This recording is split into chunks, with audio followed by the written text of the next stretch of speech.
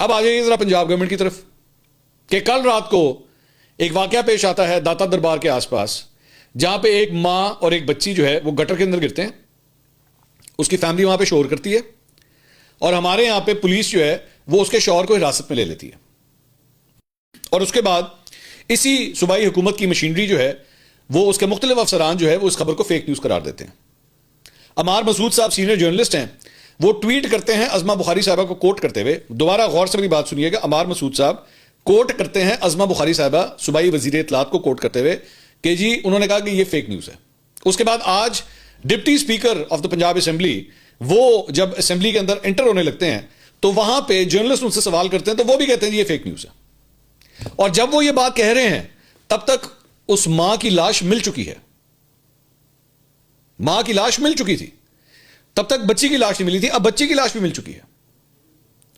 اب آپ مجھے بتائیے کہ اب آپ کی کریڈیبلٹی کیا ہے؟ جو صوبائی اسمبلی کا سیٹ اپ ہے یا یہ جو صوبائی حکومت ہے اس کی کریڈیبلٹی کہاں پہ کھڑی ہوئی ہے؟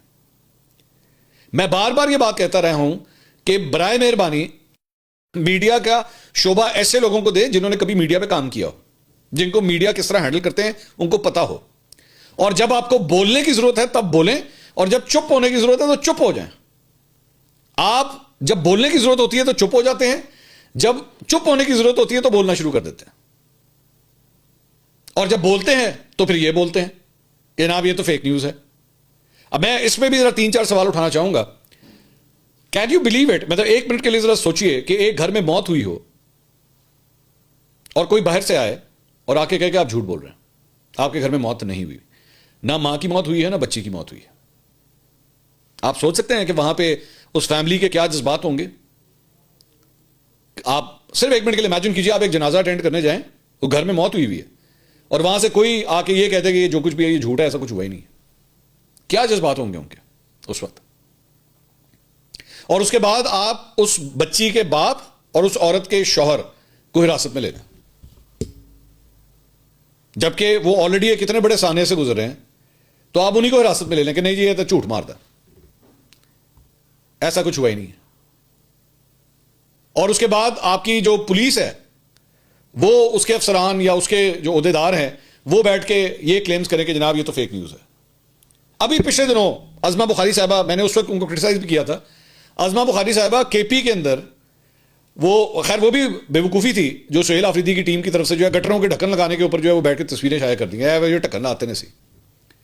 تو عظمہ بخاری صاحبہ اس بات کا مذاق اڑا رہی تھی کہ دیکھیں ان لوگوں کی ترقیاں, دیکھیں ذرا کن چیزوں کو یہ بیٹھ کے جو ہے وہ پروپیگیٹ کر رہے ہیں یا کس بات کے اوپر جو ہے نمبر ٹانگنے کی کوشش کر رہے ہیں, یہ ادھر کھڑے ہوئے ہیں, یہ مذاق اڑا رہی تھی. اور آئے دن مطلب وہ کوشش کرتی ہیں عظمہ بخاری صاحبہ کہ کے پی ہو یا سندھ ہو, اور میں نے اس وقت بھی یہ بات کی تھی کہ بڑا ڈینجرس پریسیڈنٹ ہے. مجھے نہیں پتا عظمہ بخاری صاحبہ کو یہ کہا جاتا ہے کرنے کو یا وہ اپنی مرضی سے کرتی ہیں, لیکن وہ جو کچھ بھی کر رہی ہیں بہت خطرناک کر رہی ہیں, کیونکہ آپ کا صوبہ پنجاب ہے, آپ صوبے کے اوپر دھیان دیجئے, اپنے کاموں پہ دھیان دیجئے. آپ کا کوئی سینس نہیں بنتا, کوئی تک نہیں بنتا کہ آپ جا کے جو ہے دوسرے صوبوں کے اندر کیا ہو رہا ہے تو کیا نہیں ہو رہا آپ اس کے اوپر بیٹھ کے نکتہ چینی کریں. نہ ان کا بنتا ہے کہ آپ کے معاملات کے اوپر بولیں. ہاں یہ ضرور ہے کہ اگر آپ کی یہاں پہ مثال کے طور پہ آپ کوئی کام کر رہے ہیں تو یہاں کے پاکستان تحریک انصاف جو اپوزیشن میں بیٹھی ہوئی ہے وہ یہ بات کریں سمجھ آتی ہے, لیکن ادھر سے کے پی کا اگر جو اطلاعات کا مشیر ہے وہ بیٹھ کے آپ کے کاموں کے اوپر نکتہ چینی کرے, کوئی سینس نہیں بنتی. نہ آپ کا سندھ کے اوپر بنتا ہے نہ سندھ کا آپ کے اوپر بنتا ہے. لیکن یہ بلا وجہ کے پھڈے کرنا, بلا وجہ کی لڑائیاں کرنا, آپ کے یہاں بھی انسیڈنٹ ہو سکتا, ہو گیا نا, ایک افسوسناک انسیڈنٹ ہو گیا. عظمہ بخاری صاحبہ کو اب چاہیے جائے اس فیملی کے بعد جا کے معافی مانگے ان سے. اس سے پہلے ٹی ایل پی کا بھی واقعہ ہوا تھا, جب وہاں پہ آپریشن ہوا تھا تو میرے خیال میں اگلے دن یا اس کے اگلے دن عظمہ بخاری صاحبہ نے باقی ہر بات کی سوائے اس آپریشن کے, جبکہ چند کلومیٹر کا فاصلہ ہے لاہور کا اور اس جگہ کا, صرف چند کلومیٹر. لیکن اس آپریشن کے بارے میں عظمہ بخاری صاحبہ بالکل چپ تھی, کچھ نہیں بتا رہی کہ کیا ہوا یا کیا نہیں ہوا. تو برائے مہربانی, ویسے آپ کو مجھے پتا ہے عظمہ بخاری صاحبہ کو آج کل جو ہے وہ میڈیا بہت برا لگ رہا ہے. ظاہری بات ہے حکومت میں جب بھی کوئی آتا ہے اور وزیر اطلاعات بنتا ہے تو اس کو میڈیا بہت برا لگتا ہے. جب یہ لوگ اپوزیشن میں ہوتے ہیں تو میڈیا بہت اچھا لگتا ہے, میڈیا کے ہر کام بڑے زبردست, آزادی صحافت, میڈیا بڑا زبردست کام کر رہا ہے, سب کچھ بہت اچھا لگتا ہے. لیکن جب بھی آپ وزیر اطلاعات کی کرسی کے اوپر آتے ہیں تو اس کے بعد آپ کو برا لگنا شروع ہو جاتا ہے, بلکہ برا لفظ بھی شاید کم ہے, زہر لگنا شروع ہو جاتا ہے. لیکن جب آپ کی کریڈیبلٹی نہ ہونا, جب آپ بیسکلی آپ کو سمجھ ہی نہ آئے کہ ہم نے رسپونڈ کس طرح کرنا ہے, then this is what happens. جب آپ یہ سمجھنا شروع ہو جائیں کہ اب تو ساڈی گل ہو گئی ہے، جسے کہتے ہیں نا ساڈی گل ہو گئی ہے، ہم تو گل ہی کوئی نہیں، ہم چاہے بھنڈ ماریں، جھوٹ بولیں، چھپائیں، نہ ایڈریس کریں معاملات کو، تو دس از واٹ ہیپنس.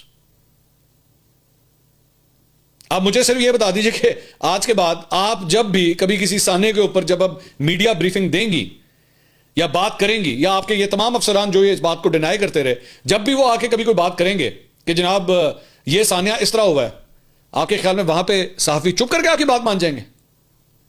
یا ہاں جی آپ نے بڑی زبردست، بالکل صحیح ایکوریٹ رپورٹنگ کی آپ نے. اسی لیے بار بار یہ کہا جاتا ہے کہ کبھی بھی کوئی صحافی جب اگر فیک نیوز دے دیتا ہے نا تو اس کی کریڈیبلٹی کتنی ہٹ ہوتی ہے. دس از واٹ ہیپنس. میں بار بار یہ بات کہتا ہوں، میں اکثر کئی لوگ یہ سمجھتے ہیں کہ شاید میں کسی سیاسی جماعت کے کارکنوں کو میں یہ بات کہتا ہوں، میں ہمیشہ یہ بات کہتا ہوں، میں فیک نیوز والوں کو لونڈا لپاڑا کہتا ہوں. اور میں کسی سیاستدان کو لونڈا لپاڑا کہنا نہیں چاہتا، کیونکہ اگر آپ فیک نیوز دیں گے تو میری ڈیفینیشن میں تو پھر آپ بھی ادھر ہی آ کے کھڑے ہوتے ہیں. تو برائے مہربانی اپنے کاموں کے اوپر دھیان دیں، جو کرنے والی چیز ہے وہ کریں. یہ بلا وجہ کی لڑائیاں جو ہے نا وہ مت کیا کریں.